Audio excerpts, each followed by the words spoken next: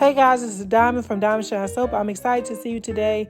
Very excited. Today we're going to make some salt spa bars. If you want the whole written recipe, please join the Patreon. It's full of candle making recipes, skincare recipes. Oh my God, it's so much there, especially for the summertime. And also, listen, we have live classes, so you don't want to miss that. So let's talk about what we're going to be doing today. So we're going to use these molds right here, and we are going to, make some round bars. These are so cute. I love the print. I love the shape. I love the boxes that they come in, okay? So we're going to be using some fine sea salt, guys. You can get this sea salt from your grocery store. You don't have to order it online. I know a lot of you guys love to spend your money at like Wholesale Supplies Plus for everything. But baby, no, we can just get this from the store. Now, when it comes down to the oils, guys, listen, you use a lot of coconut oil in this recipe because salt kills the lather in most oils. I don't know if you guys knew that or not. Coconut oil is one of the only oils that produce rich, fluffy lather, even in high salt environments, okay? All right, so for the recipe, you're going to use about 6.56 ounces of lye, 13.32 ounces of distilled water, 6.90 ounces of olive oil, 32.20 ounces of coconut oil, 4.14 ounces of shea butter, 2.76 ounces of castor oil. And the castor oil is really for the bubbles. We're going to use about 25 ounces of coarse sea salt. We're going to be also using about a tablespoon of a clay of your choice. And if you decide to use mica, you can use mica if you want to as well.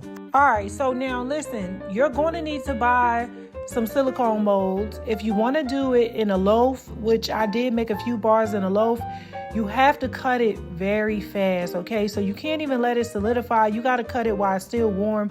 These bars get really, really hard. So I cut mine the moment that it got solid, I literally took it out and cut it because if not, you cannot cut these. They will pop your soap cutter for real. I'm not even playing. So the best way to make them, to be honest, is to use a round silicone mold, okay?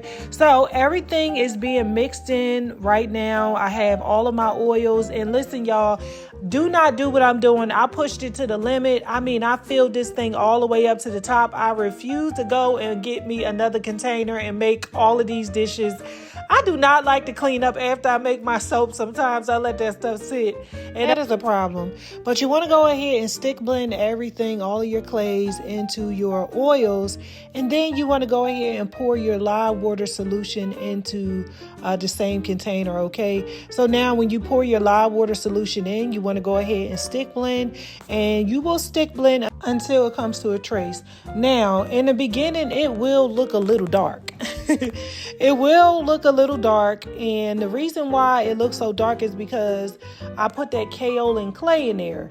Now, I want to give you some information as far as fragrance is concerned. These bars will get pretty thick, y'all. Once y'all add the salt in here, they will get so thick to the point where you will have to spoon it in. So let me tell y'all what I ended up doing. I ended up making my bars, and then I looked and I said, oh my God, I used so much batter. I need to find another mold. I was looking for my square mold. In the midst of me looking for my square mold, I allowed my batter to thicken up so much that it was not even pourable anymore. So you guys are going to see that happened. It was real life. It went down. Anyway, yes, it can happen because it will thicken up so fast. So you want to make sure that you use a fragrance that behaves and performs excellent in soap. You don't want anything that will thicken up the trace or just speed it up, accelerate. You want something that behaves marvelously. Okay, now I do have a lot of soaps in the Patreon that behave well. I would say one of my favorite behaving soaps, because I like the smell of it, is Lemon Sugar, and that's from Nature's Garden. But there's so many other companies that sell that fragrance as well. Listen, when I tell you that fragrance behaves amazing, that's a good one. Okay, so we have brought it to a trace, and now what we're going to do, this is what you're going to do after you bring it to a trace. You want to go ahead and take your salt and start adding your salt to the soap, okay? Now, I didn't pour all of my soap in at one time.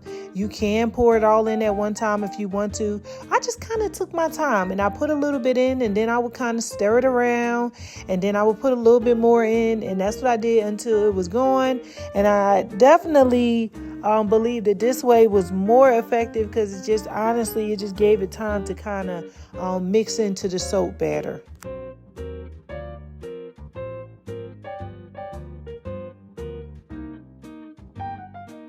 Okay, so now that you are finished mixing the salt in, the next thing you want to do is you want to go ahead and add your fragrance oil.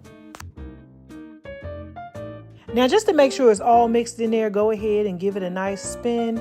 And then once you finish, guys, let me tell you something. This is a very simple recipe, very easy to make. The only thing is I just did not like the amount of coconut oil it requires. But that's the only way to make it, to be able to still have the lather that we desire. Now, guys, when it came down to the packaging, I ended up going with some boxes. You have an opening in the front so your customers can pick it up and smell it. I wanted to separate these from my actual soap because I didn't want people to think that, okay, this is just soap. No, this is not just soap. These are exfoliating salt spa bars. All right, now you have brought it to a trace. It is finished. Now take it and pour it into your mold. Let me tell you what I ended up doing, y'all. I ended up thickening mine so much to where as though I had to spoon it in there because I walked away and started looking for stuff. So don't do that. Once you allow your salt bars to sit and to solidify, and it normally don't take that long. What I did was I left mine overnight before I pulled them out. You can go ahead and pop them out of the mold. Now, listen, I told y'all I let mine get too thick, so that's why I had to clean mine up. But this is the finished product. They are super hard. They are amazing, and they are ready to sell in 2 to 3 weeks, that is. Well, anyway, see you guys again soon.